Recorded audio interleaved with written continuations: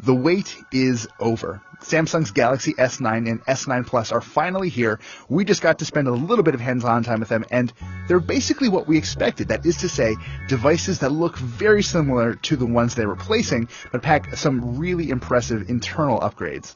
Let's take a closer look.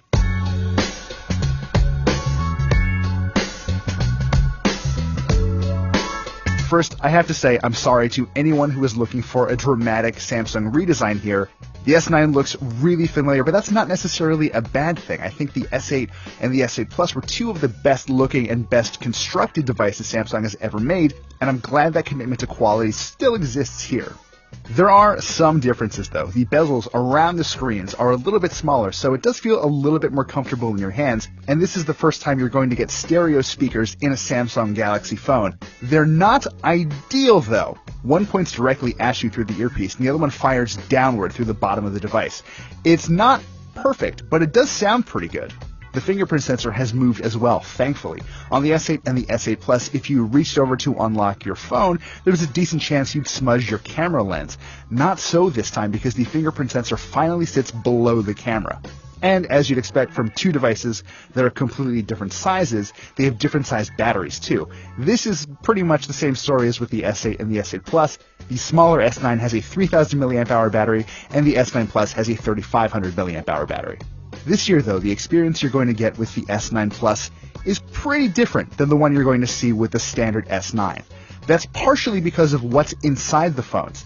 At the base level, both devices have 64 gigabytes of storage, and in the US they're going to use Qualcomm's Snapdragon 845 chipset, just like we expected. The difference is that smaller device has 4 gigabytes of RAM compared to the 6 you're getting in the bigger S9 Plus. In our limited time with these devices, this hasn't made the biggest difference. Both devices are incredibly fast, whether you're playing with some of the new AR-powered features in Bixby, or just sort of thumbing through websites and firing up normal apps. It's incredibly quick, and I hope this is the same kind of performance we'll see out of every other Snapdragon 845 phone we see at the show this year.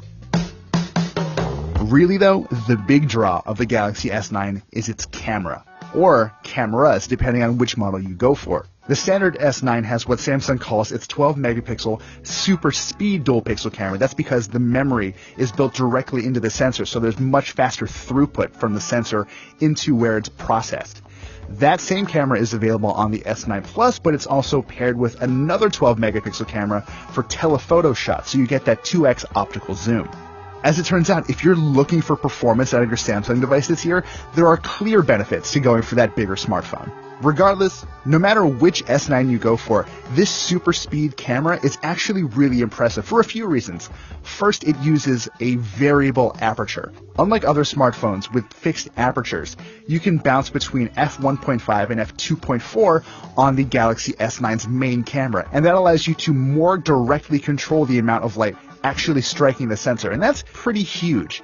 Shooting in f1.5 is great in low-light situations and when you want really tight close-ups with a lot of bokeh and detail. That f2.4, meanwhile, feels a bit more like a catch-all. You're probably going to be shooting with this most of the time and just gives you a flatter, more even composition throughout. If you're using the Pro mode, you can manually switch between both of these apertures, and there isn't always a huge difference, but it is there, and if you're shooting in the right circumstances, the effect can be incredible. To really get a feel for how this camera works in different conditions, Samsung set up a box that was incredibly dark with an image right at the bottom. The S8 that we had on hand did a decent job, but the S9 absolutely blew it away. It didn't look exactly as though it were taken in daylight, but it was pretty close. We're going to need to spend a little more time with these cameras before we're able to pass a final verdict, but I can safely say, just based off of the photo quality we've seen in our limited hands-on time, there's going to be a lot to like about this thing. This time around, these cameras can also shoot slow-motion video at up to 960 frames per second, a feat that we'd only seen on Sony smartphones before. There are two ways to do this. You can either set it to auto, where motion within a certain space triggers the recording, or manual, where you just take full control yourself, and that's actually what we'd recommend. Leaving it in auto didn't always work the way we wanted it to, and while I got some really cool slow-motion shots of me being a dork with a fidget spinner and a deck of cards, we really had to go to manual to make sure the fun stuff was captured correctly. There is one more camera trick you should know about, and it's honestly kind of wild. You might have heard that Samsung was working on its own approach to the Animoji, and it has. Instead of taking your facial features and applying them to a poop or a unicorn, Samsung is now allowing you with the S9 to create Animojis of your own face, which is kind of insane.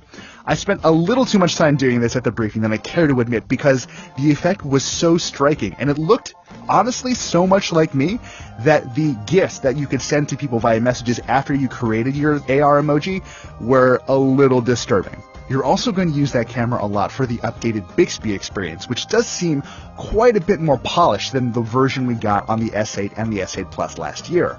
For one, it's got a new look, which makes it much easier to swipe between the different Bixby modes you want to work with, and there are a few new ones here to play with as well. Back at CES, we caught our first glimpse of what Samsung calls its food mode, allowing you to point Bixby at a piece of food and have it give you a rough calorie count that you can later add to your S Health profile.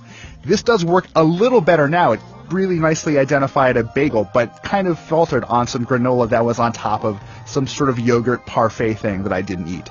Also new are live translations, which are basically exactly what you'd expect. If you're traveling in a foreign land, like we are here in Spain for instance, you could point the Galaxy S9 and Bixby at a sign or a menu and get very quick and surprisingly accurate translations right there in front of you. It doesn't even have to be a printed sign. My colleague wrote stuff in Chinese that Bixby was able to decipher with basically no problem, and with some spotty network issues too. Right at Bixby's beginning, you could use it to scan things like wine and get more detailed information about the bottle you're looking at. But now you can use that to shop for things to an extent. We pointed the Galaxy S9 and Bixby at some shoes and a watch and a couch, and while it always identified generally what we were looking at, it couldn't actually identify what the make or model of these things were. So using this thing as a tool to identify stuff that you want to own is only half functional for now. And then there's makeup, which is obviously more important to some of our audience than others. Once you have Bixby pointed at you, you can apply augmented reality makeup directly to your face in case you wanted to see what you look like with fake lashes or lipstick. The effect worked shockingly well, and integrations with CoverGirl and Sephora make it relatively easy to then go through and buy the things that you liked on your face. So yeah, the S9 might feel a little iterative sometimes, but all of the work Samsung put into its camera doesn't just affect the quality of the pictures you're taking. It kind of makes the entire Galaxy S9 experience richer as a result. We're going to have to spend a little bit more time with these devices to really get a feel for them, so stay tuned for a whole lot more from MWC 2018.